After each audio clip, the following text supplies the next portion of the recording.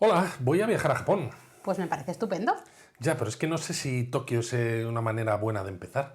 Para empezar y para acabar, que en Tokio tienes montones de cosas interesantes. Ya, pero es que es tan grande que no sé por dónde empezar, fíjate. Pues precisamente por eso estamos aquí, para contarte los lugares imprescindibles de Tokio.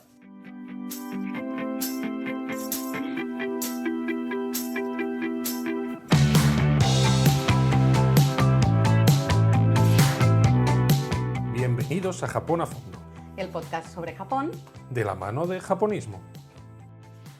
Bueno, ¿cómo estáis? Esperamos que bien y a tope preparando esos futuros viajes a Japón que estamos seguros de que van a llegar antes de lo que pensamos. Bueno, aunque más tarde de lo que nos gustaría, eso casi seguro. Sí, eso casi seguro. Pero bueno, antes de empezar a hablar de los lugares de Tokio imprescindibles, dejadnos daros las gracias de corazón por la acogida que le habéis dado a Japón a fondo, este podcast. Sí, porque si ya con el episodio 0 nos disteis mucho cariño y nos dijisteis que queríais más, tras el episodio 1 los comentarios han sido geniales. Así que de verdad, muchas gracias, sois los mejores. Pero vamos al tema, Luis. ¿Por qué hablamos de imprescindibles de Tokio? Pues es una gran pregunta, Laura. Casi parece que la tuvieras preparada. Pero bueno, ahora en serio. Tokio es una ciudad casi inabarcable, ¿no? Tiene 38 millones de habitantes si hablamos del Gran Tokio.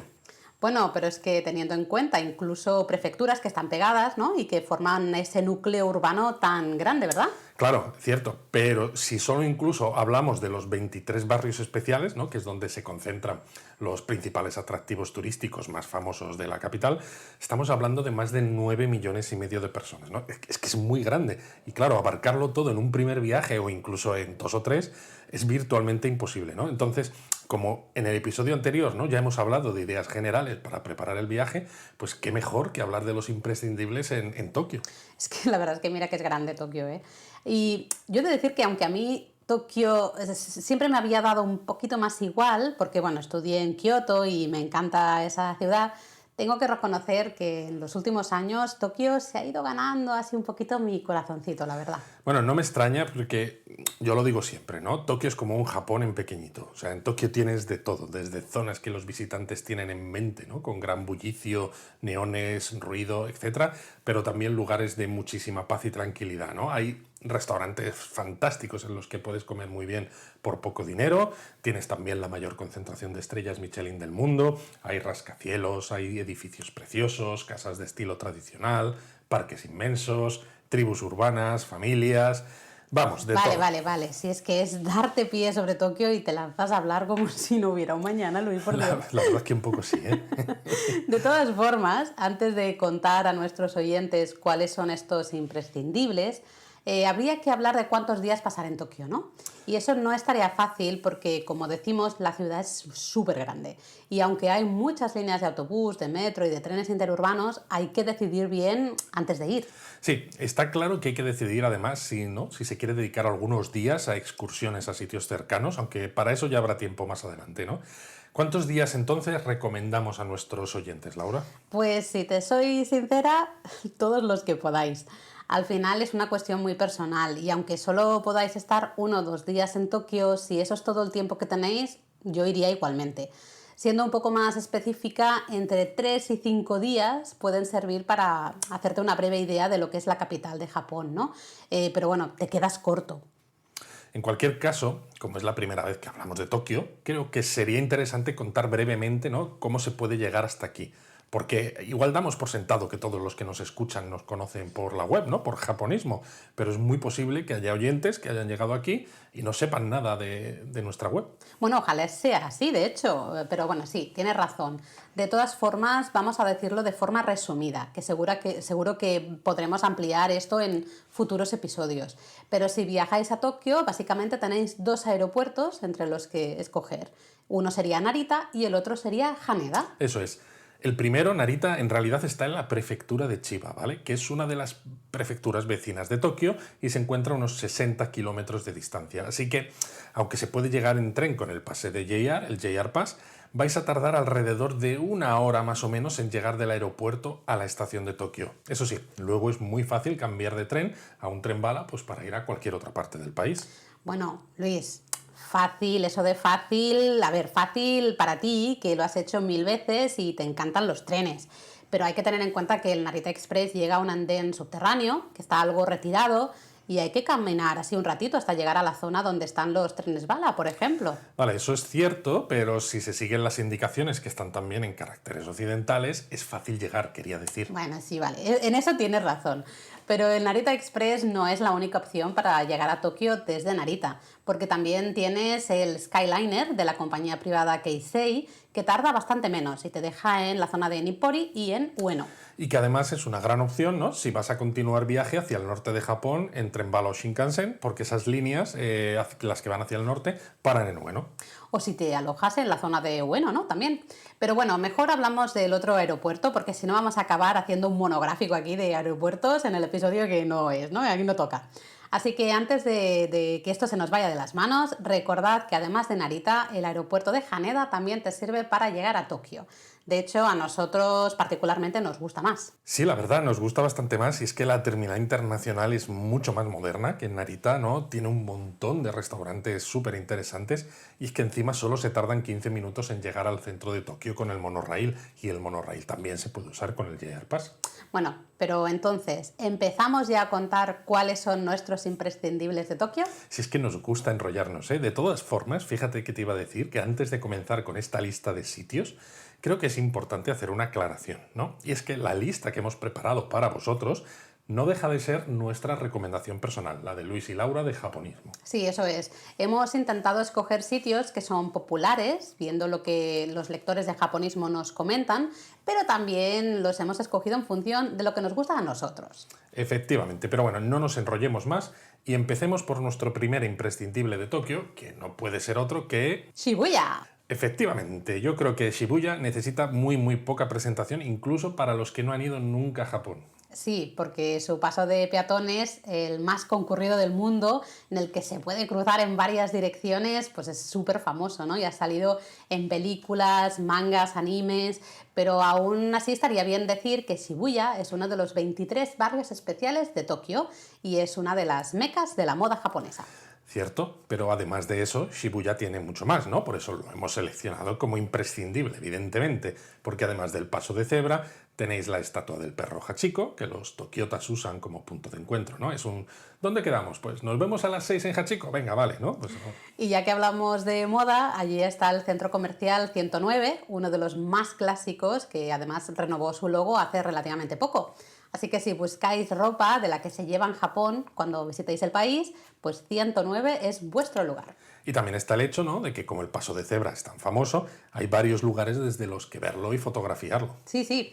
El Starbucks, que hay justo enfrente de la estación de tren y de metro, es uno de los sitios más típicos. Pero luego hay otros miradores muy chulos, como el mirador del edificio Magnet by Shibuya 109, o del Shibuya Hikarie, o del Shibuya Scramble. El Scramble, de hecho, es uno de mis rascacielos preferidos, ¿no?, por la plataforma mirador que tiene al aire libre y que es genial para ir con una cámara, con un buen teleobjetivo. Y sale en un videoclip de Arashi. Pero bueno, Laura, ya estamos. O sea, Vale. No llevamos aquí ni 10 minutos con el episodio y ya me han mencionado Arashi. Ya me callo. Pero sí, toda la zona en la que se encuentra el Hikarie y el Scramble es una pasada, llena de rascacielos de nueva construcción. Y además es interesante de ver por el canal, ¿no? Hay un canalillo que pasa por ahí, está recuperado y está lleno de cafeterías y restaurantes, ¿no? Es súper bonito pasear por ahí. A mí me da que vamos a tener que hacer un episodio específico de Shibuya un día de estos a este paso. Es que hay tanto que contar y eso que no hemos contado ni la mitad, ¿no? Que hay love hotels, santuarios poco visitados por los turistas, tiendas de manga, cafeterías con robots como camareros. Pero bueno, sí, igual podemos pasar al siguiente punto, ¿no?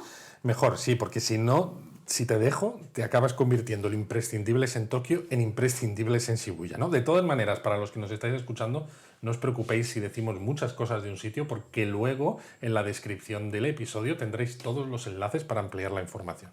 Pero bueno, sin más dilación, ¿cuál es el siguiente lugar en nuestra lista de imprescindibles de Tokio, Laura? Shinjuku. Efectivamente, otro de los 23 barrios especiales. Además, lo decimos en segundo lugar porque por un lado es muy popular y tiene mucho que ver, pero por el otro porque está cerca de Shibuya y en la línea Yamanote de JR, esa que se puede usar con el JR Pass y que usamos todos los turistas que vamos a Tokio, pues tardaréis muy poquito en llegar. Vamos, que resulta que es un plan perfecto, ¿no? Pues para dedicar un día a Tokio, ¿no? Puedes empezar por Shibuya, por ejemplo, comes por allí, luego te subes al tren a esta línea Yamanote y pasas la tarde en Shinjuku. O al revés, pero bueno, sí, esa es la idea.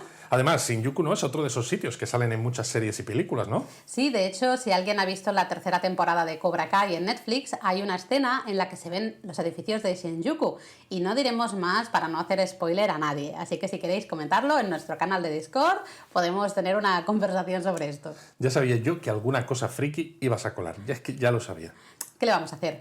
Pero bueno, ¿qué hay que ver en Shinjuku? Seguro que me dirás que hay que hacer un episodio específico y tal, ¿a que sí? Ay, si es que ya son demasiados años juntos, porque efectivamente Shinjuku da para un episodio para él solito, ¿no? Pero es que este barrio es que encima está en la estación de tren, o tiene la estación de tren más concurrida del mundo. Venga, y ahora vas a decirle a nuestros oyentes que la estación es un punto turístico. Oye, pues si son fan de los trenes como yo, pues o se han visto los vídeos de Fan with Trains del canal de YouTube, pues claro que sí, ¿no? Además, con la renovación de la estación de autobuses, ¿no? Toda la zona es que es una pasada. Bueno, visto así, pero también están los jardines Shinjuku-gyoen, que son geniales para ver los cerezos en flor en primavera, por ejemplo. Sí, de hecho yo creo que tenemos previsto, ¿no? Un episodio sobre Sakura, Hanami, cerezos en flor y esto no tardando mucho. Sí, sí, es que estamos a tope aquí con el podcast, ¿eh? Y bueno, en Shinjuku además está toda la zona de los rascacielos, ¿no? Donde tienes edificios tan bonitos como la Torre Mode Gakuen Kokun. Aunque seguro que el más visitado por nuestros oyentes será el edificio del gobierno metropolitano.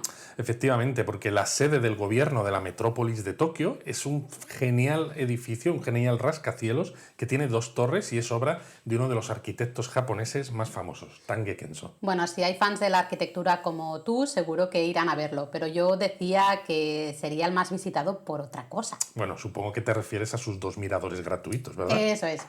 En verdad, bueno, es verdad que hay otros que quizá nos gustan más, ¿no? Y de los que hablaremos en pocos minutos. Pero la ventaja de los miradores del gobierno metropolitano de Tokio es que son gratuitos y además hay uno en cada torre.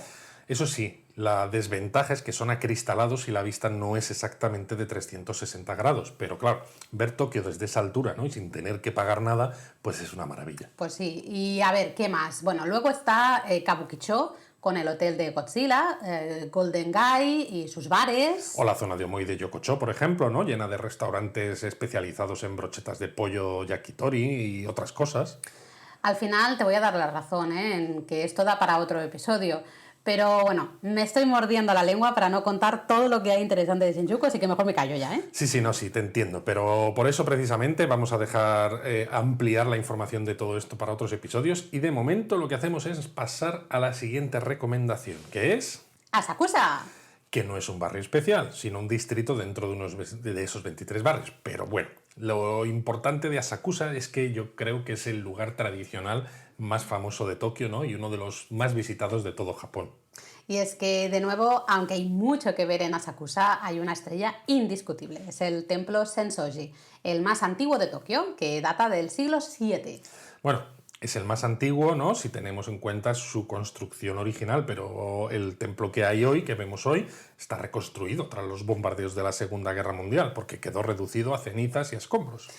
Sí, eso es verdad, que los japoneses son muy peculiares, ¿no? Para contar los años de un sitio y decir que algo es lo más antiguo cuando realmente es una reconstrucción. Efectivamente, pero bueno, dicho esto, no y fuera de bromas, el templo es cierto que es espectacular y más sobre todo, ¿no? Si llegáis por el camino típico, que es atravesar la puerta Kaminarimon, ¿no? Que es la puerta de los truenos, que es una verdadera maravilla. Y nada más cruzarla pasaréis por la calle Nakamise, la calle comercial Nakamise Dori, que está llena de tiendas de todo tipo, ¿no? Las hay de yucatas, de recuerdos turísticos, de galletas de arroz que se llaman senbei, que además allí las tienen de muchos tipos diferentes. Y que nosotros siempre además compramos, ¿no? Y nos comemos ahí, bueno, por como supuesto. Si no hubiera un mañana.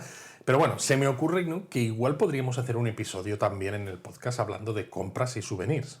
Bueno, ya está bien con lo de podemos hacer un episodio de tal o de cual.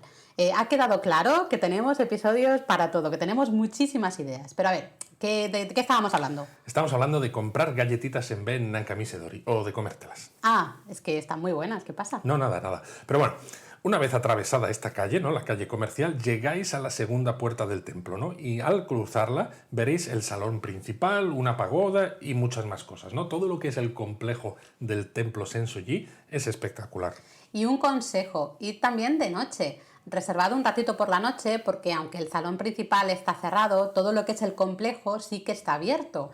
Además así podréis ver las persianas metálicas de las tiendas de esta calle comercial, que ahora os las encontraréis cerradas y son geniales, ¿no? Porque cada una tiene un dibujito diferente y además podréis ver todo el templo con mucha menos gente. Eso es, porque por el día la verdad es que está a tope y encima si vais por la noche y os lleváis un trípode para la cámara, como hacemos nosotros, pues salen unas fotos nocturnas fabulosas. Pues sí, de hecho una de ellas la usamos en nuestro calendario gratuito de fotos de 2020. Efectivamente, de todas maneras, Asakusa es más que el templo Sensoji, ¿no? Aunque el templo sea lo más famoso, ¿no crees? Sí, además podéis acercaros hasta el río Sumida y desde allí veréis no solo los barquitos que hay en el río, sino la sede del edificio de la empresa de cervezas Asahi, que parece un vaso de cerveza, ¿no? Con espuma, es así muy chulo. La verdad que sí, pero la gente se suele reír más de la llama dorada, ¿no? El Flamme d'Or, que es el edificio del arquitecto francés Philippe Starck, que está justo al lado, ¿no? Porque la llama esa que tiene encima parece...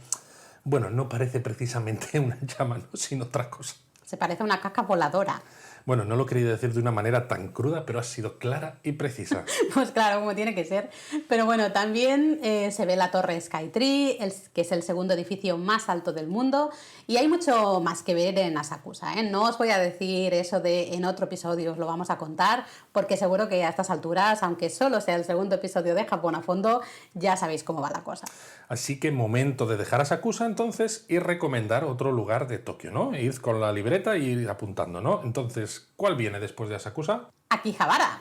Efectivamente, la zona comercial posiblemente más famosa para los que buscáis electrónica, manga, anime o en definitiva cultura popular. Además de que si visitas la zona en domingo, la calle principal es peatonal durante varias horas. Y es una gozada, ¿no? Ver todos los edificios y todos los neones desde la calzada. Ya te digo, mola un montón. De todas maneras, esto pasa en Ginza también, ¿no? Es verdad, pero bueno, no nos adelantemos, que de Ginza hablaremos luego. En Akihabara tradicionalmente había muchas tiendas de segunda mano de electrónica. Que bueno, las sigue habiendo, ¿no? Si se sabe buscar bien. Sí, pero es verdad que han perdido fuerza, ¿no? Sobre todo por internet, por un lado, y también por los grandes centros comerciales de tecnología, como por ejemplo el inmenso Yodobashi Camera que hay pegado a la estación. Bueno, para los que no lo sepáis, ¿no? Si no habéis ido a Japón todavía y estáis empezando a planificar, Yodobashi Camera es una cadena de tiendas de electrónica que vais a encontrar por todo Japón. Y aunque el nombre haga referencia a una cámara, en realidad, pues por supuesto encontraréis cámaras, pero realmente tiene de todo. De todo, de todo. Pero quizá por eso hoy en día Akihabara se ha convertido más en una zona para los amantes de la cultura manga y anime y de la cultura C-pop en general, ¿no? Sí, así de forma rápida, ¿no? Se me ocurre, por ejemplo, que tienes el AKB48 Café, ¿no? Es donde actúa uno de los grupos musicales más populares de Japón desde hace años. O también está el Gundam Café, ¿no? De temática Gundam, ¿no? Con platos temáticos, etc. Sin olvidarnos del Mandarake, que tiene una tienda de varios pisos, es muy muy grande, o todos los maid cafés, ¿no? Que son muy populares aquí en Akiba. Ya te digo, es virtualmente imposible pasear por Akihabara, ¿no? Akiba, lo que ha dicho Laura, es una abreviatura bastante típica para referirse al barrio, pero como decía, es virtualmente imposible pasear y no ver muchas chicas vestidas de sirvientas en las intersecciones entre calles intentando atraer clientes. Desde luego, si alguno quiere probar estas cafeterías de sirvientas, estos maid cafés, Akihabara es su sitio. Y ya que estamos en Akihabara, pues otro imprescindible para nosotros que se puede ver además en el mismo día dando un paseíto son Ameyoko y el Parque de Ueno. Sí, es un paseo relativamente largo pero muy interesante. Desde Akiba primero se llega a Ameyoko, una zona comercial bajo las vías del tren, y alrededor de ellas también, que está llena de tiendas de todo tipo, restaurantes y bueno, mucha gente. Es un poco caótico, ¿no? Es como, no sé, como un Tokio diferente, ¿no? Del que a menudo Sí. no se habla. Quiero decir que muchas veces Japón se ve como un lugar muy organizado, silencioso, limpio, ¿no? Como todo muy perfecto, ¿no? Y sin embargo te metes en Ameyoko y es todo lo contrario, ¿no? Y pese a ello es fantástico. Bueno, yo creo que eso es lo bonito de Japón, ¿no? que es mucho más de lo que a menudo se transmite y por eso nos gusta hablar justamente de cosas así. Pero sí, bueno, en Ameyoko hay montones de tiendas de ropa, desde camisetas a cosas más elaboradas, donde podéis perderos horas y horas, pero también hay restaurantes para comer algo o simplemente para comprar algo y seguir vuestro camino. Lo chulo además es que también no se ven muchas tiendas en plan mercado, donde los japoneses compran productos frescos, ¿no? Quizá como turistas a lo mejor no le demos tanto uso, porque bueno, no tenemos cocina No podemos cocinar tanto, exacto, ¿no? ¿no? O no lo podemos llevar de vuelta a nuestro país, pero la verdad es que es interesante de ver, ¿no? Y ver todas esas interacciones, ¿no? Entre la gente de la ciudad y los comerciantes. Sin duda, además, una vez que sales de Ameyoko, habiendo empezado el paseo en Akihabara, recordemos, solo tienes que cruzar la calle y estás en el Parque de Ueno, otro de los sitios que hay que ver sí o sí en Tokio. Sí, porque el Parque de Ueno es uno de esos oasis verdes, ¿no? En los que te puedes perder y no escuchar coches, aunque casi siempre hay mucha gente, eso sí, con lo que una cosa es no escuchar coches y otra es tener tranquilidad. Además de que es uno de los sitios más populares para disfrutar de los cerezos en flor, ¿no? Aunque, bueno, ya hablaremos de esto en otro programa. Y también es muy romántico porque tiene un lago así con pedales que se pueden alquilar para dar una vueltecita con tu pareja mientras atardece, por ejemplo. ¡Oh, qué bucólico! Pero bueno, por si fuera poco, además en el Parque de Ueno hay varios templos repartidos, ¿no? Por todo el parque, ¿no? Y eso lo hace también interesante. Y no podemos acabar de hablar de esta zona sin mencionar sus museos, porque algunos de los mejores museos de Tokio están justamente en este parque, ¿no? Un ejemplo es el de ciencia, ¿no? Que incluso podéis ver una locomotora de vapor en su exterior y más cosas. O el de arte occidental, cuyo edificio es patrimonio de la humanidad por ser obra de Le Corbusier.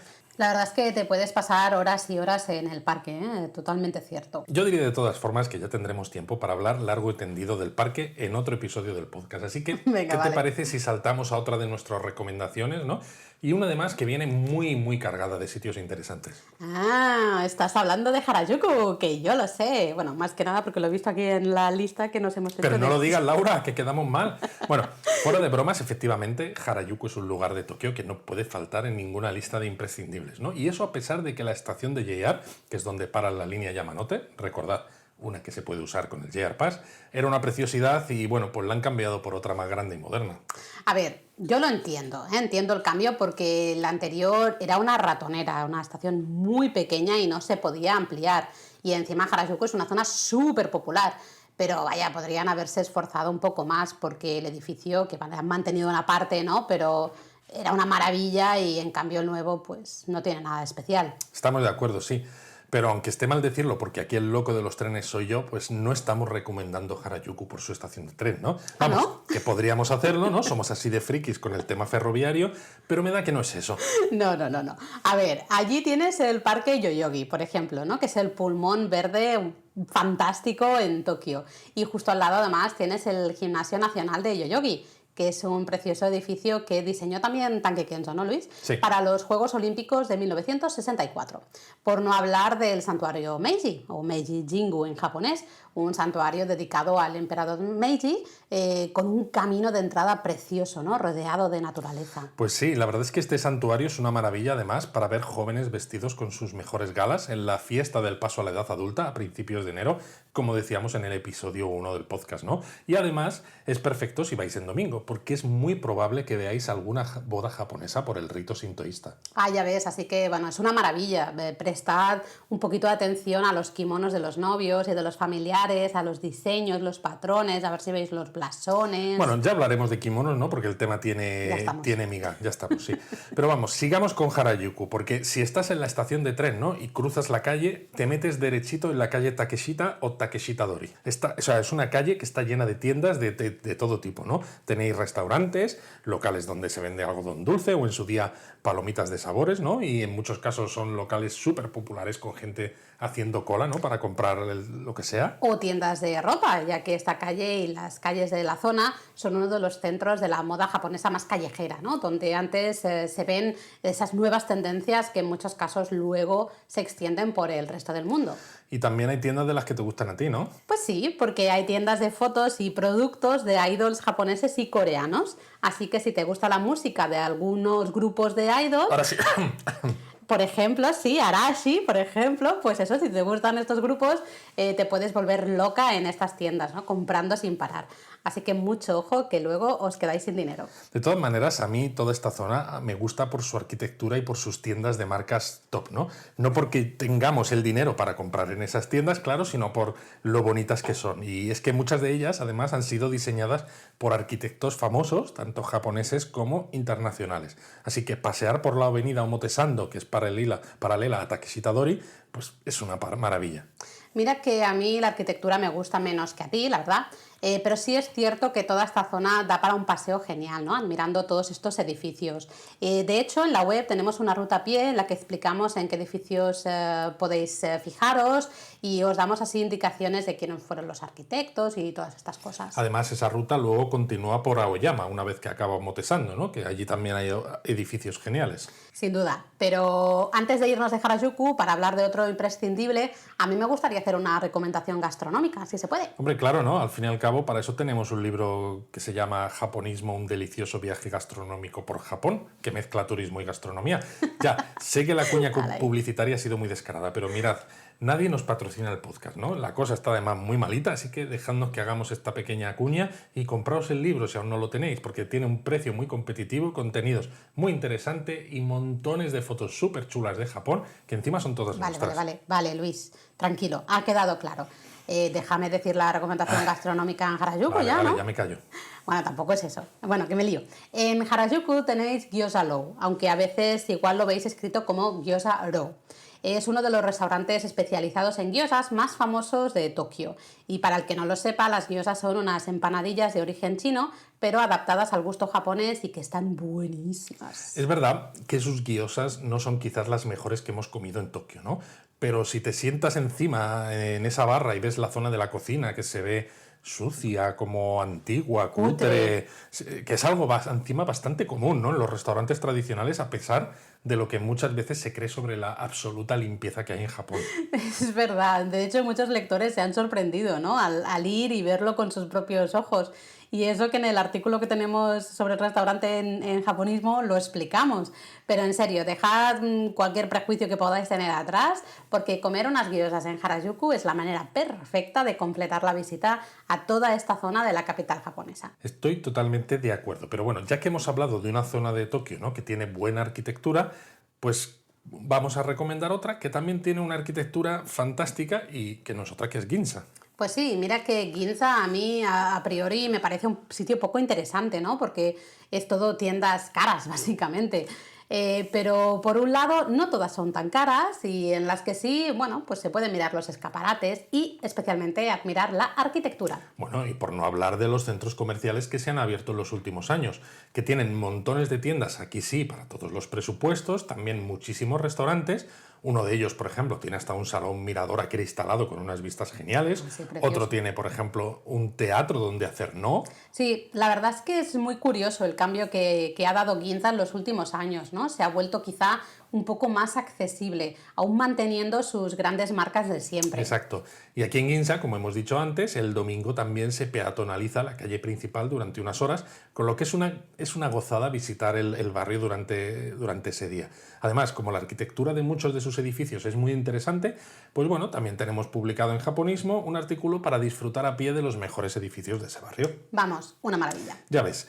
Y desde uno de esos centros comerciales con mirador, además, se está cerquita del viaducto por el que pasa el tren bala en dirección a Kioto y Osaka. Estaba claro que tenías que hacer otra mención a los trenes. Ya es que no sé, no me sorprendo. Bueno, en este caso lo he hecho a propósito, Laura, porque quería encontrar una manera, ¿no?, de unir Ginza con nuestro siguiente imprescindible, porque como desde Ginza se pueden ver los trenes bala que han salido de la estación de Tokio, ¿qué tal si nos acercamos a la propia estación? Fíjate que la excusa no me la acabo de creer del todo, ¿eh? ¿Por qué Pero será? bueno, mira, vamos a dejarlo.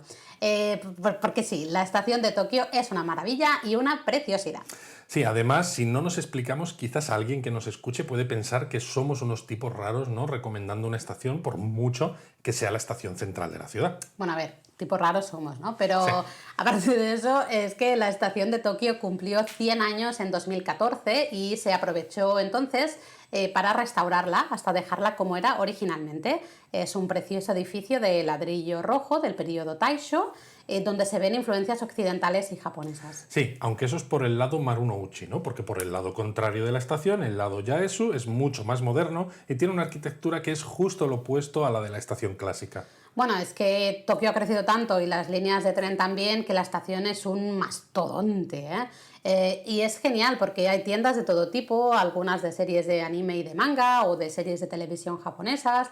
Hay zonas especializadas en restaurantes de ramen, zonas comerciales con restaurantes de todo tipo. Sí, en realidad es como una mini ciudad, ¿verdad? Porque una vez que entras puedes sobrevivir allí dentro perfectamente sin tener que salir y sin repetir ni compras ni comidas casi en meses, ¿no? Totalmente. De hecho, bueno, por eso tenemos un súper artículo sobre la estación de Tokio en japonismo, que también como los otros artículos os lo dejamos en el resumen por escrito del episodio, ¿no? Tanto en Kuonda como en la web, en japonismo. De todas formas, creo que deberíamos dejar claro a todos los que nos escuchan que incluso aunque la estación sea genial, que lo es, no la recomendamos solo por eso, ¿no? Que quizás se nos van a asustar, Luis. La verdad es que sí, toda la razón. Pero bueno, recomendamos la zona de la estación de Tokio porque desde la estación se puede llegar caminando hasta el Palacio Imperial, ¿no? Y bueno, alguno que sepa un poco más, ¿no? Que nos esté escuchando, igual dirá, hey, que no se puede entrar a ver el palacio, ¿no? ¿Para qué me lo recomiendas, no? Porque, claro, el Palacio Imperial es la residencia actual del emperador de Japón. Sí, pero el camino hasta la zona exterior, la verdad es que a nosotros nos encanta, ¿no? Sobre todo si desde la estación de Tokio vas por el Parque de la Fuente Wadakura, que es un parque con esculturas modernas y unas fuentes de agua así muy curiosas, y en el que se puede ver parte de las antiguas murallas y fosos del castillo de Edo, que es lo que hoy conocemos como el Palacio Imperial. Eso es una de las cosas, fíjate, que más me gusta, ¿no? Que cuando estás en Tokio y ves partes de la antigua muralla del Palacio de Edo, tanto en esta zona que comentamos ahora o en Akasaka, por ejemplo, ¿no? Pues te deja totalmente maravillado ante el inmenso tamaño que tenía, ¿no? En su época dorada. Sí, de todas formas, sobre el parque de la Fuente Guadacura, del que hablaba antes, seguro que muchos oyentes no saben que tiene relación con la Casa Imperial. Seguro que no. Bueno, de hecho, ni siquiera estoy seguro de saberlo yo. Así que veo que te estás guardando ases en la manga, Laura. Por supuesto. Pues bueno, te cuento. Resulta que el parque originalmente se construyó para conmemorar la boda del emperador emérito, Akihito, con la emperatriz Michiko en 1961. Y luego, en 1995, se reconstruyó para conmemorar la boda del entonces príncipe y hoy emperador Naruhito, con la princesa Masako, hoy emperatriz. Y los canales de agua que hay simbolizan las dos generaciones de bodas reales. ¡Joder, qué interesante! Eso sí, el parque es pequeñito y se ve rápido, así que una vez visto solo tenéis que seguir hasta el exterior del Palacio Imperial, ¿no? Allí veréis uno de los fosos exteriores y la verdad, pues mucho más de dentro no se puede ver, aunque hay algunas visitas guiadas por parte de esa parte del Palacio Imperial. Sí, bueno, son visitas guiadas hasta por el propio exterior, ¿no? Sí, Ni sí. siquiera se entra. Pero bueno, lo más típico es acercarse a ver el puente Nijubashi, que es quizás lo más fotografiado, ¿no? Del castillo, del antiguo castillo, del actual palacio. Y bueno, generalmente el día del cumpleaños del emperador y de Año Nuevo la gente se puede acercar a ver cómo saludan los emperadores, aunque por la pandemia el pobre emperador actual pues no ha podido disfrutar mucho de ello, Ay, la pobre verdad. hombre. Pues bueno, de todas maneras, ¿no? Lo que sí que se pueden ver son los llamados jardines del este, ¿no? Entre los jardines, el poquito que se puede ver de la muralla, ¿no? Las pequeñas fortalezas llamadas yagura que hay en las esquinas de las murallas, ¿no? Las puertas que quedan, los rascacielos al fondo y demás, a mí me parece súper interesante. Sí, la verdad. Además, aparte de que según cómo hayáis empezado la visita, igual os queda tiempo para continuar el paseo rodeando el Palacio Imperial y llegando hasta el foso Chidori Gafuchi, sobre todo si vais en primavera, ¿no? Cuando están los cerezos en flor. La verdad es que sí, porque es uno de los sitios más bonitos que hay en Tokio para ver los cerezos, cierto. Y si aún queda tiempo, además, pues unos minutitos caminando desde el foso y te plantas en el santuario Yasukuni, ¿no? Que es uno de los más controvertidos que hay, pero también hay que reconocerlo, es muy impresionante. Uf, menudo paseo, ¿eh? Si empezáis en la estación de Tokio y acabáis en el santuario Yasukuni, poneos calzado cómodo. Bueno, cualquier día en Tokio al final es ponerse calzado cómodo. Pero sí, la verdad es que es un paseo genial. Y poco a poco, pues vamos llegando al final de nuestra lista de imprescindibles, aunque todavía nos queda alguno, así que no desfallezcáis. Uno de nuestros favoritos, sin duda, siguiente en la lista, serían la Torre de Tokio y el Templo Soyoji. ¿Cuántas veces, a ver, contádnoslo, cuántas veces habéis escuchado eso de tradición y modernidad a la hora de hablar de Japón? Estoy seguro de que millones de veces, ¿no? A nosotros, a decir verdad, ¿no? Ya que estamos empezando el podcast, ¿no? Hay que dejar claro, ¿no? Nuestra manera de pensar acerca de Japón. Esto de tradición y modernidad no nos gusta demasiado, ¿no? Pero ya os lo contaremos otro día por qué. Pero bueno, tener una torre moderna, ¿no? De comunicación, aunque con un toque retro, ¿no? Y un gran templo budista, pues es que es precioso, ¿no? Es perfecto, ahí tan juntitos. La verdad es que sabía que ibas a mencionar esto de la tradición y la modernidad, ¿no? Es que lo estaba viendo. Pero es verdad que cuando entras al complejo del templo Jojoji y tienes al fondo el salón principal, que ya de por sí es impresionante, con la torre de Tokio detrás, es que la imagen es una pasada. Tú lo has dicho, ¿no? Es que todo el templo es una pasada, porque el complejo del templo es muy, muy grande, ¿no? Y está lleno de cosas que ver, que las listamos en el artículo de japonismo, por supuesto, donde si no, y no sé que nos podríamos estar 20 minutos hablando solo de este templo, de verdad. Y la torre, aunque ya no se usa como torre de comunicaciones, porque se ha quedado bajita, y para eso está la Tokyo Skytree, sigue teniendo miradores geniales a los que subir, además de que por las noches se ilumina y de tanto en tanto tiene hasta iluminaciones especiales para conmemorar diferentes cosas. Alguna han conmemorado cosas de Arashi, ¿no? Por ejemplo. Por ejemplo, si es que ya lo sabía ya. Pero es verdad, ¿no? Es curioso, porque es verdad que se ha quedado viejita y lo de la altura que decíamos, ¿no? No tanto por la altura de la torre, sino por la altura de los edificios que hay a su alrededor, ¿no? Que son todavía incluso más altos. Pero claro, la torre de Tokio está en un lugar mucho más céntrico que la Skytree, ¿no? Y para nosotros tiene un encanto especial que la Skytree aún no tiene, ¿no? Pero es verdad que la Skytree tiene de todo alrededor, ¿no? Y bueno, seguro que dentro de unas décadas, cuando ya no sea una novedad, la Skytree también será otro clásico de Tokio. Pues no me extrañaría para nada. Para no enrollarnos mucho más, saltamos de la Torre de Tokio y el Templo Soyoji y nos vamos hasta otro rascacielos que es en realidad mucho más que un rascacielos, porque es una ciudad en miniatura, ¿no? Hablamos de Roppongi Hills y de su mirador City View. En este caso, la recomendación es por el mirador. Seguro que muchos habréis escuchado hablar de Roppongi como barrio para salir de fiesta, y es verdad, es un sitio muy animado, ¿no? Donde suelen ir muchos residentes extranjeros a divertirse. O a ligar. O a ligar.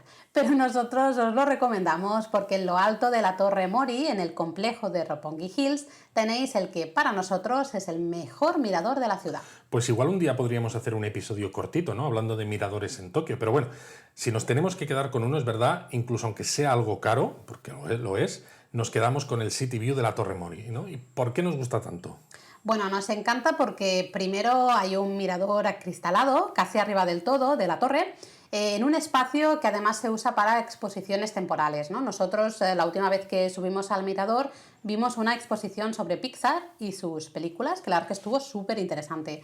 Pero sobre todo porque el mirador que mencionamos está al aire libre y tiene una situación perfecta para ver realmente todo Tokio. La verdad es que sí, la sensación de libertad que te da estar ahí arriba, ¿no? Sentir el viento en la cara es algo maravilloso. Además de que puedes ver la propia Torre de Tokio que hemos mencionado antes, puedes ver la bahía de Tokio, puedes ver Shibuya y sus rascacielos, puedes ver Shinjuku, o incluso según el día, ¿no? Si las condiciones se juntan y todo sale bien, puedes llegar hasta ver el monte Fuji a lo lejos, ¿no? Cosa que nosotros hemos visto desde este mirador. Sí.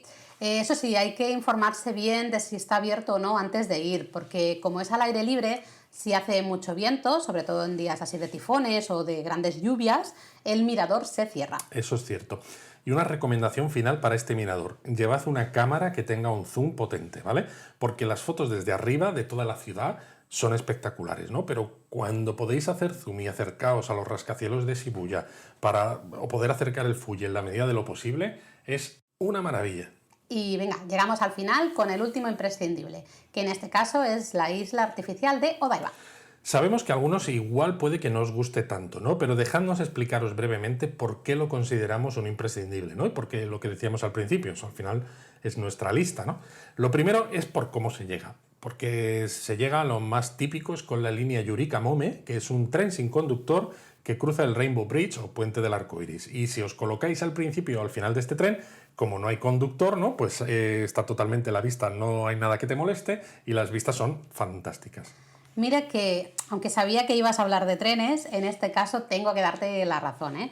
Porque llegar así es genial. Pero es que luego tienes centros comerciales llenos de restaurantes o incluso un Legoland Discovery Center que a los niños les encanta. Y a los no tan niños. Ya. O el centro comercial Diversity, que tiene un Gundam Unicorn a tamaño real en su exterior y que por la tarde-noche pues, ofrece un espectáculo así de luces y sonido, ¿no? Además de la inmensa tienda de Gundam y exposición de Gundam montados que hay en la planta superior de este centro comercial. Exacto. Y luego tienes además más parte lúdica porque hay una noria con vistas geniales, está la sede de la cadena de televisión Fuji TV, que también tiene un mirador y una arquitectura genial. Que es otro edificio de Tange Kenso que merece la pena ver por sí mismo, ¿no? Cierto.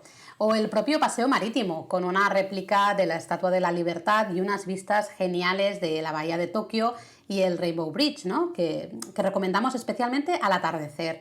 Y justo al lado la playa, que aunque no se permite al baño, pues al menos si puedes mojarte un poquito los pies, ahí estar con la arenita y demás. Y bueno, ya que estamos en Odaiba, hay que hablar de los museos, porque Odaiba tiene unos cuantos también muy interesantes, ¿no? Está el Museo Naval, está el Mirai-kan, que es el Museo de Ciencia Emergente, ¿no? Que entre otras cosas tiene un robot Asimo en su interior, y por supuesto pues está el TeamLab Borderless, ¿no? Que es un museo relativamente nuevo, pero que es impresionante y que se ha convertido quizás en la estrella de los museos de Tokio. Sin duda, y además para llegar a este museo, al TeamLab Borderless, pasas por el Toyota MegaWeb, donde hay una pista para conducir un kart y exposiciones de coches de Toyota y, bueno, yo qué sé, más cosas, ¿no? Si os gustan los coches, buen sitio. Así que, vamos, te puedes pasar el día entero en Odaiba. Y no solo no te aburres, sino que puede que hasta te falte tiempo. Bueno, y además sin olvidarnos de que, ya que se está en Odaiba, podéis acabar el día en Oedo Onsen Monogatari, ¿no? En un complejo de baños termales fabuloso. Es verdad, si es que en Odaiba hay de todo. Totalmente, de todo. Pero bueno, hasta aquí la lista de nuestros imprescindibles en formato podcast. No os olvidéis, de todas formas, que en la web también la tenéis de varias maneras, porque por un lado está integrada en el artículo sobre qué debería hacer en Tokio. Que buscad eso en Google junto con japonismo para encontrarlo y perfecto. Por otro lado, si alguno de los que nos escucháis queréis tenerla en vuestro móvil, también tenemos una lista que se integra con vuestro Google Maps y que contiene estos sitios, ¿no? Para esto, pues buscad mapas para viajar a Japón y japonismo en Google y el artículo que os salga tenéis mapas y las listas que hemos creado, ¿no? Y esta lista, la de imprescindibles de Tokio, es una de ellas. Yo creo que esta lista que hemos dado, la verdad es que permite disfrutar de Tokio a tope. Pero si algunos sois algo más expertos en Tokio, ya habéis estado y buscáis otras ideas... Pues que se esperen a próximos episodios, ¿no? Hombre, no seas así. Bueno, sí, en parte sí, porque de Tokio hay mucho de lo que hablar, ¿no? Pero para que tengan una idea de qué otras cosas pueden encontrar y que, oye, merecen la pena, mejor las resumimos aquí muy brevemente, ¿no? Se me ocurren, por ejemplo, a ver, Ryogoku y el estadio Kokugikan del Sumo, ¿no? Un barrio muy chulo con mucha historia, o Shinagawa, con su templo de los 47 Ronin. Por ejemplo, o también tendríamos la Tokyo Skytree, ¿no? Que la hemos mencionado hace un momentito, y todo el barrio que hay a sus pies, ¿no? O los jardines Koishikawa Korakuen, que están pegados al Tokyo Dome, que además tiene una pequeña zona como de parque de atracciones. O el mercado de Toyosu, donde poder desayunar o comer sushi fresquísimo, ¿no? O, a ver, déjame pensar, ¿qué más? Los cementerios de Yanaka y Aoyama. Sí, en el de Aoyama además está la tumba del perro Hachiko, ¿no? El de la estatua de Shibuya. Y bueno, ya que has hablado de Yanaka, pues toda la zona de Yanesen, de la que Yanaka es una parte, es una pasada, no me digas que no. Ay, sí, la verdad es que Yanesen es una maravilla. Y a ver, déjame pensar. Bueno, no hay que olvidarse de Akasaka, que tiene de todo también. Vamos, que está claro que hay Tokio para rato. Sí, la verdad. Si nos ponemos a hablar de barrios un poco más así a las afueras, ya entonces es que no acabamos este podcast, ¿no? Porque entre Koenji, Shimokitazawa, Kichijoji, Daikanyama... Básicamente podríamos hacer un episodio que durase tanto como el vuelo hasta Tokio. Y eso sin meter excursiones, Luis. Laura, por Dios, deja algo para los otros episodios que nos vamos a quedar sin tiempo para... ¡Japonismo Mini! Y no queremos quedarnos sin tiempo para Japonismo Mini, porque además en este episodio contamos con nuestro amigo Eduardo de Paz, que es el experto residente en sumo.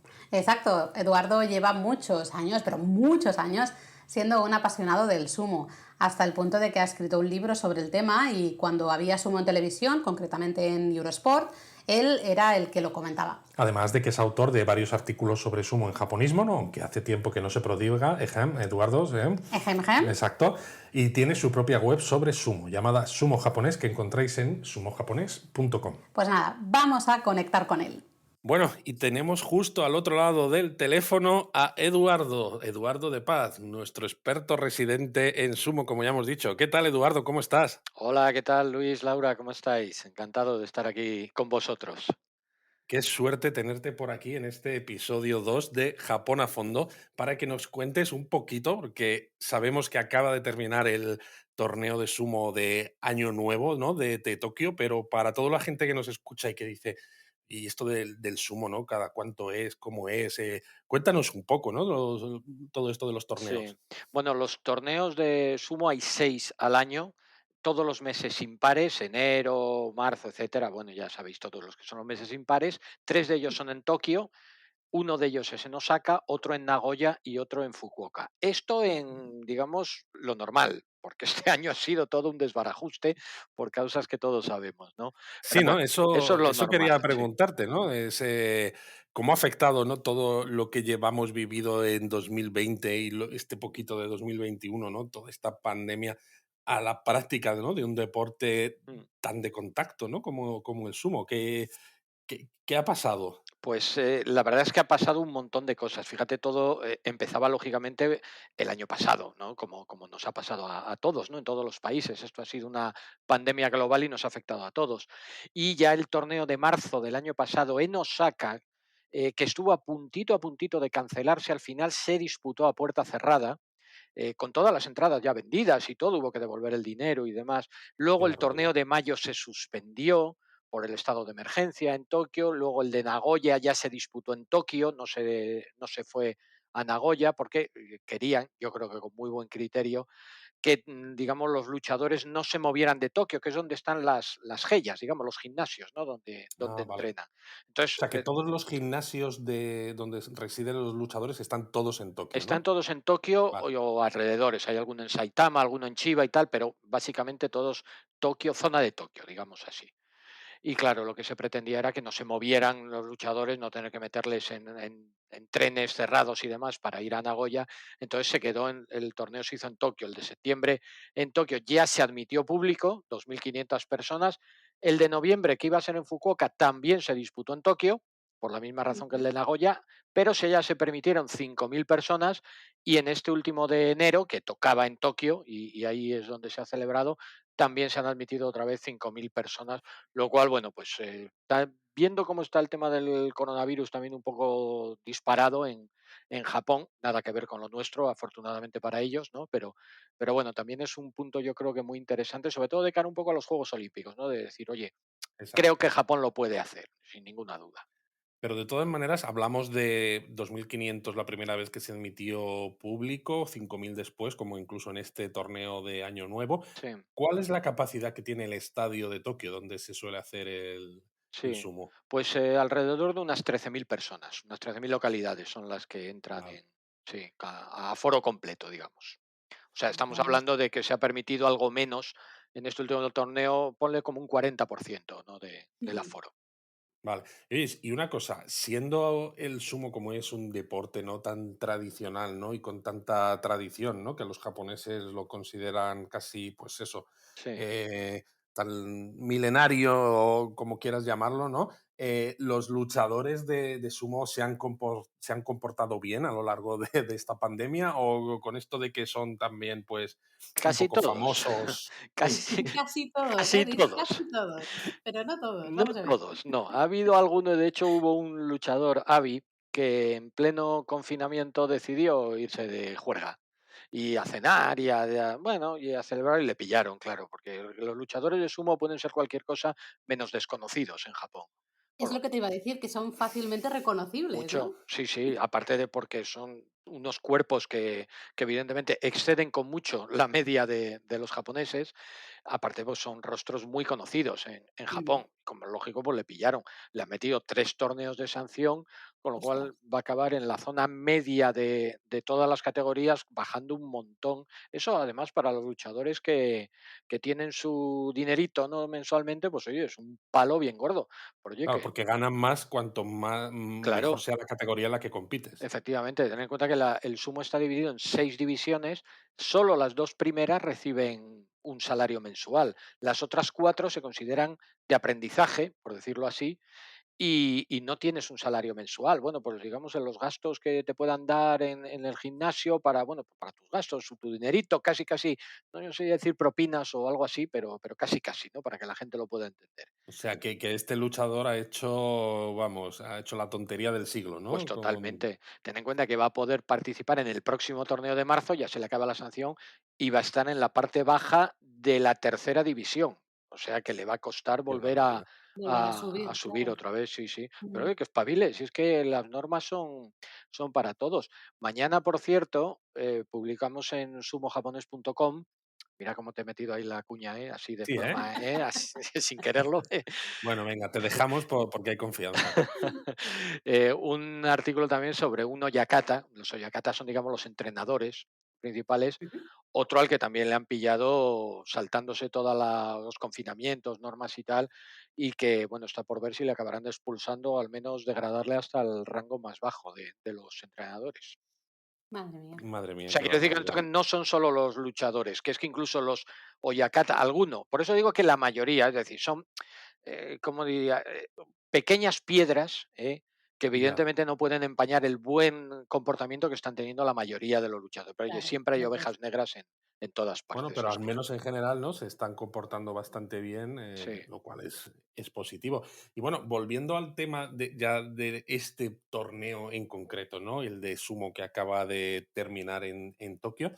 Sé que había habido, ¿no? Algo, o sea, noticias muy Mm, importantes, ¿no? Porque había escuchado que algún luchador importante había dado positivo por coronavirus, no se había quedado fuera y que esto había eclipsado, ¿no? Casi todas las noticias relacionadas con el torneo. sí. Es que, fíjate que, hombre, pues ha habido contagios como pasa absolutamente en todas las, profesiones, en todos los ámbitos de la vida, ¿no? Por los luchadores de sumo, por mucho que estén, y es verdad que están muy recluidos, están entrenando, viven la mayoría en sus gellas, en sus gimnasios, nada más, pero oye, no puedes estar aislado al 100% de la sociedad, ¿no? Entonces, pues hubo algún contagio. La Asociación de Sumo, creo que con muy buen criterio, decidió hacer antes del torneo PCRs globales para todos los miembros de la asociación, luchadores, entrenadores, asistentes, para todos, absolutamente para Qué todos. bueno.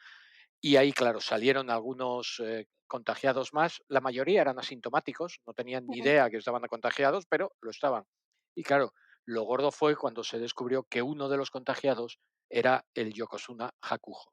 Entonces, claro, aquello fue un bombazo, porque os podéis imaginar, Hakuho es un semidios para los Exacto, es lo que te japoneses. iba a decir, ¿no? Entonces, Para los que nos están escuchando, cuéntanos un poquito, aunque sea de forma resumida, por qué Hakujo es tan importante, ¿no? Que nosotros sí que lo sabemos, pero es posible que alguien que nos escuche dice, ¿quién es este señor Hakujo que dice Eduardo, ¿no? Que ha sí. causado tanta sensación por Exacto, salir ¿no? positivo. Qué es esto de Yokozuna? Pues ¿No? mira, en los rangos del sumo están desde menor a mayor, evidentemente las categorías inferiores, luego está la categoría de Yurio y la categoría de Makuchi. En la categoría de Makuchi, que es como si dijéramos la primera división, hay varios Ujú. rangos, los Maegashira, luego está Komusubi, luego Sekiwoke, Oseki, lo podríamos traducir como campeón, y Yokozuna, que es el gran campeón. Es un rango honorífico que solamente se le otorga a los grandes luchadores y Hakuho la verdad es que ha pulverizado todos y cada uno de los récords habidos y por haber en el mundo del sumo. Tiene el mayor número de victorias en la máxima división, el mayor número de títulos en la historia de la división. Bueno, la verdad es que ha sido un fuera de serie. Es mongol, por cierto, no es japonés, Sí, pero exacto, se nacionalizó japonés hace relativamente poco, sí, ¿verdad? efectivamente.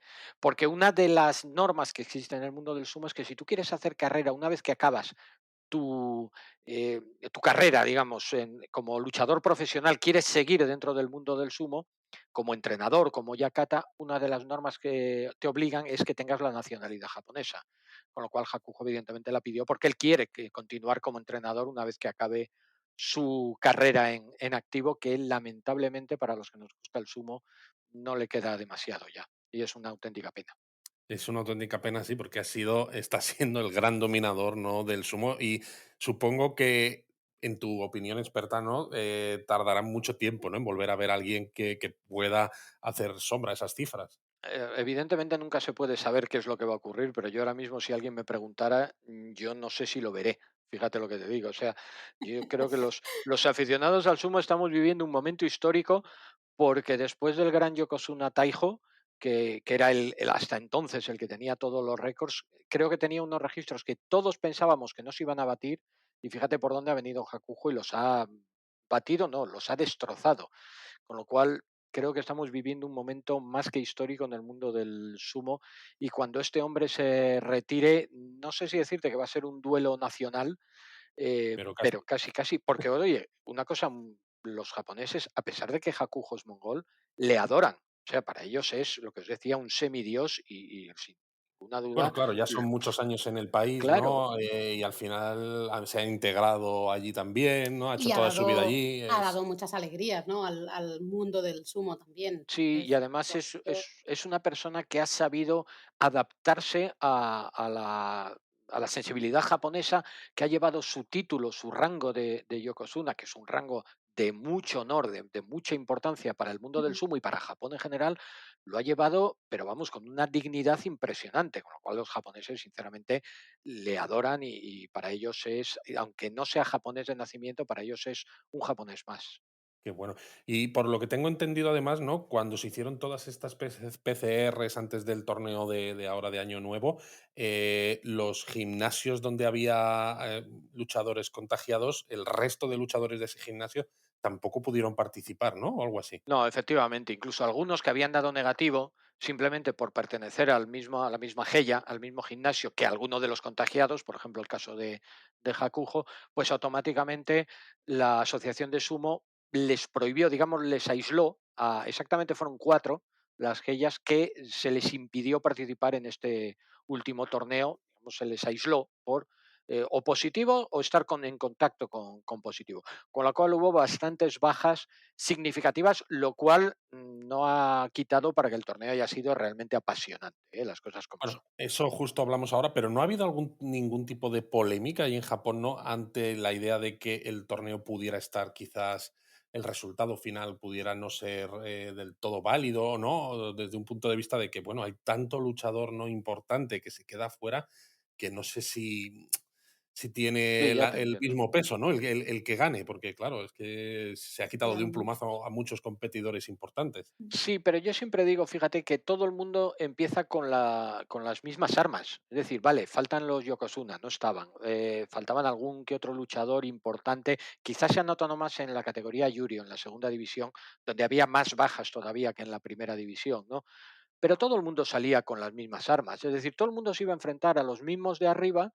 Y oye, el que ha ganado, que ha sido, ya lo digo, el Maegashira Daieisho, que es la primera vez en su historia que consigue el título, por cierto, pero oye, Mm, se ha tenido que enfrentar a los mismos que se tuvo que enfrentar los Oseki, por ejemplo, los Claro, campeones, ¿no? Y sin embargo lo ha hecho mejor que ellos. Así que, claro. desde luego, por lo que a mí respecta, ningún asterisco ni nada parecido en su victoria, ¿eh? Victoria 100% épica y enhorabuena y se llevó y levantó la Copa del Emperador con total y absoluto Qué merecimiento. bueno. Y entonces eso, ¿no? Este Maegashira ganó, ¿fue una victoria fácil o No, que va, que va. tuvo que llegarse estuvo hasta reñida. el no? Porque para que la gente que nos escucha lo entienda también, ¿no? Son 15 días, ¿no? De Sí. combates y, ¿no? Entonces, claro, si, se van sumando, ¿no? Victorias, ¿no? Y se van contando las derrotas. Sí, exactamente. Son 15 días, combaten los de las categorías, las dos categorías superiores combaten todos los días, los de las inferiores no, solo combaten 7, pero los de las dos superiores combaten los 15 días. Y para que os hagáis una idea, Daieisho, el campeón, consiguió 13 victorias de esas 15, Qué con lo barbaridad. cual, y muchas de ellas contra luchadores de superior rango al suyo. Con lo cual, vamos, fácil para nada. Tuvo Ya, ya, que ya. pelearlo, pero hasta el último. Es más, se llegó a la última jornada con la posibilidad de que un Oseki, Shodai, le pudiera empatar y tuvieran que realizar un combate de desempate al final por ver quién era el título, pero bueno, de ahí eso, Vamos, que ha tenía que estado ganar y ganó. reñidísimo, ¿no? Sí, sí, sí, ha estado muy, pero que muy interesante hasta el final. Qué bueno. Pues oyes, muchísimas gracias, Eduardo, ¿no? Por transmitirnos toda tu sabiduría respecto al mundo del sumo. Y bueno, visto lo mucho que sabes, ¿no, Laura? Yo creo que habrá que contar con Eduardo Está en el clarísimo. siguiente torneo. Está clarísimo. Eduardo, estás contratado. Te queremos aquí para seguir hablando de sumo. Bueno, no hay problema, ya os llamará mi abogado para firmar los contratos y estas cosas de sueldos y demás. Bueno, de acuerdo, vale, vale. Esto, tú sabes que esto luego lo corto en la edición, ¿verdad? Sí, sí, me lo Esto no se temía, corta, esto me no lo se corta. temía. Bueno, Eduardo, muchas gracias. Un placer, Muchísimas gracias. chicos, cuando queráis. Un abrazo, hasta luego. Como hoy nos hemos enrollado más hablando de sumo con Eduardo y antes de eso hablando de los sitios chulos, ¿no? E imprescindibles de Tokio, creo que estaría bien que quizás seamos más breves en este japonismo mini y contemos alguna noticia, ¿no? Vale. Aunque mucho de interés ahora mismo diría que no hay, ¿no? Quizá podríamos comentar todo el lío que está habiendo con los Juegos Olímpicos, Bueno, ¿no? bueno, Porque, bueno, bueno. ya ves. Porque como sabéis, se pospusieron para 2021 por la pandemia del coronavirus y en Japón llevan diciendo ya tiempo que van adelante con ello, aunque el plan de vacunación no está previsto que comience hasta marzo. Pero justo hace unos días salió la noticia de que se iban a cancelar y que Japón quería organizarlos en la primera fecha que hubiera disponible, que sería en todo caso en 2032, porque claro, 2024 es para Exacto. París y 2028 para Los Ángeles. Pero oye, nada más salir la noticia, el gobierno japonés y el comité organizador salieron rapidísimamente a desmentirlo. Vamos, que en este momento, en el momento de grabar este podcast, no os podemos asegurar ni una cosa ni la otra, porque el año pasado ya ocurrió esto mismo, ¿no? Japón seguía diciendo que los juegos iban adelante y de un día para otro se pospusieron. Exacto, puede pasar cualquier cosa. Pero cuando pase, os la contaremos tanto en el podcast como en nuestras redes sociales y evidentemente en la web. Bien dicho. Y no queríamos tampoco acabar este episodio del podcast sin mencionar algo que ocurre siempre en enero también cada año, que es la quema de amuletos, ¿no? Algo muy curioso de ver, porque cuando vas a esos santuarios y templos en los primeros días del año, ves cómo van los japoneses en masa, ¿no? No solo para visitarlos por primera vez, sino también para devolver los amuletos comprados el año anterior. Sí, como luego se queman en grandes hogueras, ¿no? A veces algunas son más pequeñitas, pero vamos, por ejemplo, yo recuerdo una muy pequeñita que vimos en un santuario en Shibuya, ¿no? ¿Y cuál es el sentido, ¿no?, que tiene esta quema de amuletos? Explícanoslo, Laura. Bueno, si fuéramos cínicos, diríamos que es fomentar la compra de nuevos amuletos, ¿no? Para mantener el flujo de dinero. Es una buena explicación, sí. Pero en serio, se queman para que el humo que se genera llegue hasta los dioses, ¿no? Es una forma de que si te dieron suerte, pues vuelva a su origen, ¿no? Y que se lo agradezcas. La verdad es que es bonito, ¿no? En cierto modo, porque es una manera de mostrar que todo es cíclico, ¿no? Y que lo que se genera en un lado luego se devuelve por otro. Pues sí, y bueno, así que ya sabéis, si alguna vez viajáis a Japón a principios de año y visitáis templos o santuarios, fijaos en cómo se devuelven estos amuletos, ¿no? Y en esas hogueras que veréis a mediados de enero. Muy, muy curioso de ver. Bueno, pues ahora sí que nos acercamos ya al final, ¿no? Muy, muy, muy cerquita de acabar y solo nos queda hablar de la palabra japonesa, pero antes de eso queríamos hacernos eco de algunos de los comentarios que nos habéis enviado. Venga, vamos a ello. Nos gustaría destacar uno, que lo leo directamente, ¿eh? Dice, hola chicos, aquí una fan desde hace 3 años. Me ha gustado mucho el podcast, igual que vuestros directos de los viernes, que son temáticos. Un tema de comentar cómo funciona la sanidad en Japón desde el punto de vista del turista. Me parece muy interesante. ¿Qué hacer si te pasa algo? ¿Cómo funciona el seguro? ¿Se pueden comprar medicamentos? Creo que puede ser un buen tema para otro podcast. Un beso. Pues un beso para él también y apuntado queda, porque ya que es uno de los consejos así que dimos en el primer programa, pues estará bien dedicarle quizá un programa específico o al menos una parte de un programa. Perfecto. Y bueno, también queríamos comentar, pues Sandra, por ejemplo, nos comentó que le gustaba muchísimo el podcast y que le gustaban además las pullas que me tiras de vez en cuando, Laura. Es que a veces te pasas con tus friquismos de trenes, Luis. Seguro que ha sido por eso. Seguro, sí, seguro. Pero bueno, vamos a dejar esto de lado, ¿eh? Vamos a dejarlo ahí correr y una vez llegados a este punto, ahora sí que acabamos el episodio del podcast con la palabra japonesa que hemos escogido para vosotros. Estamos seguros de que muchos la sabéis o al menos la habéis escuchado, especialmente si habéis leído manga o habéis visto anime, ¿no? Porque la palabra es sumimasen. Y es una palabra que nos gusta mucho para este episodio 2 porque se usa muchísimo en Japón, ¿no? Y la vais a escuchar muy a menudo cuando visitéis el país en cuanto se pueda, porque es que además tiene más significados que el típico. Lo que pasa es que para eso primero habrá que decir cuál es el típico, ¿no, Luis? Bueno. Tranquilos, me encargo. Sumimasen significa perdón, literalmente perdón. Pero también para pedir disculpas, llamar la atención a alguien, para que te haga caso. Es un poco como el disculpe, así genérico en español, o quizá el excuse me, ¿no? En inglés. Bueno, pero también puede significar, por ejemplo, gracias, ¿no? Porque en También. japonés a veces así como cuando alguien hace algo por ti, ¿no? Como te sientes muy mal por haberle hecho tener que esforzarse, ¿no? De alguna manera. Disculpe por haber comprado en su tienda y se haya tenido que usted que levantar. Algo de eso, ¿no? Dices sumimasen y queda mucho más cortito. La verdad es que sí, es palabra perfecta. Cuando no sabes qué decir, dices sumimasen y todo maravilloso. Pues perfecto. Hasta aquí el programa de hoy. Muchas gracias a todos por escucharnos y nos oímos de nuevo en 15 días. ¡Adiós! ¿Te puedes creer que ya sea nuestro segundo episodio? ¡Qué bien!, ¿no? Anda, calla, que se suponía que habíamos acabado.